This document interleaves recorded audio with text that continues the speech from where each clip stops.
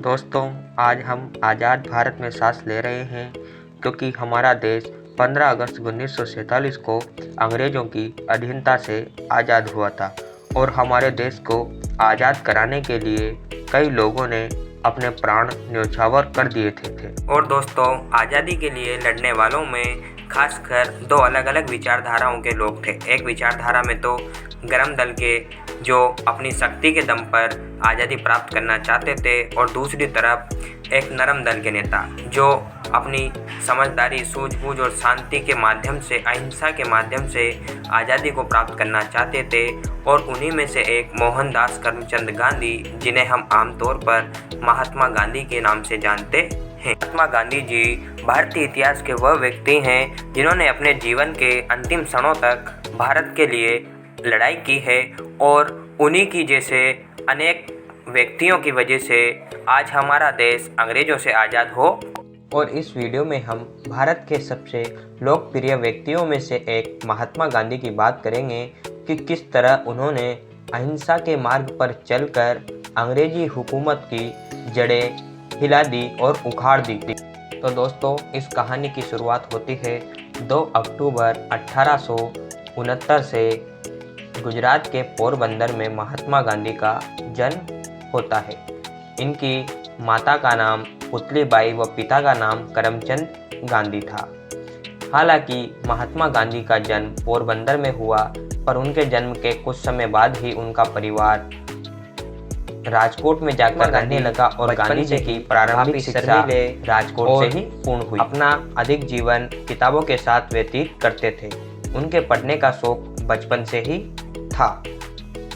और गांधी जी जब महज 13 वर्ष के थे तब उनका कस्तूरबा नाम की एक लड़की के साथ, जो उनसे 1 वर्ष बड़ी थी, से विवाह हो गया। और जब गांधी जी 15 वर्ष की उम्र में के हुए तो उन्हें एक संतान हुई,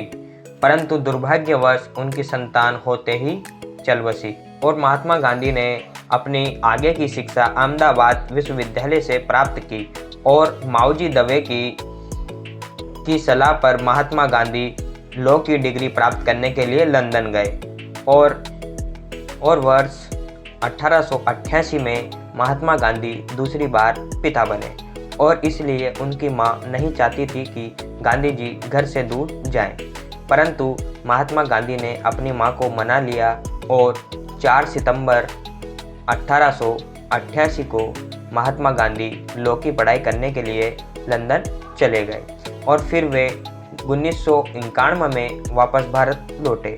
परंतु महात्मा गांधी जी को भारत में नौकरी करने के लिए या नौकरी प्राप्त करने के लिए बहुत मशक्क़त करनी पड़ी थी। और फिर वर्ष 1993 में महात्मा गांधी को दादा अब्दुल्ला नाम की एक भारतीय कंपनी में नौकरी मिली और इसी नौकरी के लिए महात्मा गांधी को साउथ अफ्रीका, दक्षिण अफ्रीका जाना पड़ा और वहाँ पर उन्होंने काफ़ी कठिनाइयों का सामना किया और गांधी जी को अफ्रीका में काफ़ी भेदभावों का सामना भी करना पड़ा था। परंतु इन्हीं भेदभावों के कारण गांधी जी इतने अधिक मजबूत हो गए कि वे हर समय असत्य से लड़ने के लिए अहिंसा के मार्ग पर हमेशा तैयार रहते थे। गांधी जी ने अफ्रीका में भेदभाव को समाप्त कर दिया और इससे वे एक महान नेता के रूप में उभरे। इसीलिए भारत के कांग्रेस के सीनियर नेता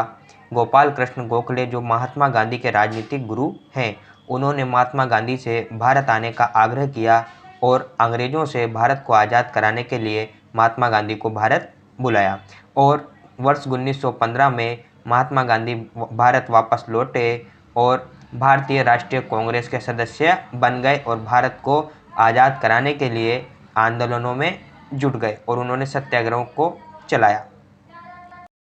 और महात्मा गांधी ने भारत में कई आंदोलन चलाए और उन्होंने भारत में हिंदू, मुस्लिम और अनेक धर्मों को धार्मिक एकता के सूत्र में बांधकर लोगों को सत्य और अहिंसा के मार्ग पर चलने की सलाह दी और उन्होंने भारत में इतनी ख्याति प्राप्त कर ली कि लोग उन्हें महात्मा के नाम से जानने लगे और लोगों ने उनका बखूबी साथ दिया। और महात्मा गांधी ने सितंबर 1920 में असहयोग आंदोलन चलाया।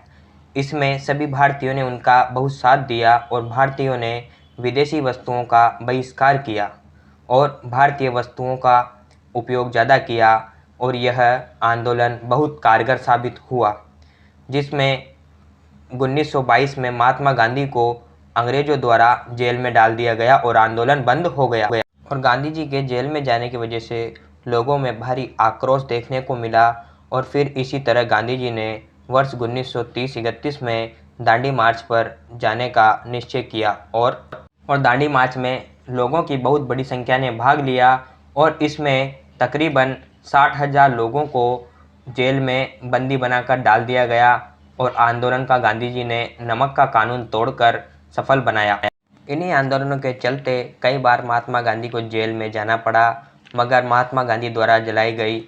आज़ादी की ये चिंगारी समस्त देशवासियों में भर चुकी थी और देशवासी केवल अब आज़ादी ही चाहते थे। और इन्हीं देशवासियों के चलते हुए, इन्हीं क्रांतिकारियों के चलते हुए 15 अगस्त 1947 को भारत को आज़ादी मिली और मगर 30 जनवरी 1948 को नाथूराम गोडसे ने महात्मा गांधी की गोली मारकर हत्या कर दी और महात्मा गांधी की ये मौत की खबर सुनकर संपूर्ण देश और पूरी दुनिया में एक शांति सी छा गई और सभी दुख से भर। भले ही दोस्तों गांधी जी अब हमारे बीच में नहीं हैं, मगर वे जब तक भी जीवित रहे वे हमेशा सत्य और अहिंसा के मार्ग पर चलकर ही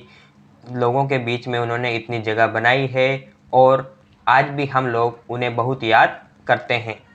दोस्तों अगर आपको ये वीडियो पसंद आई हो तो दोस्तों महात्मा गांधी के लिए और आज़ाद भारत के आज़ाद नागरिक होने के लिए आप इस वीडियो को लाइक ज़रूर करें। धन्यवाद।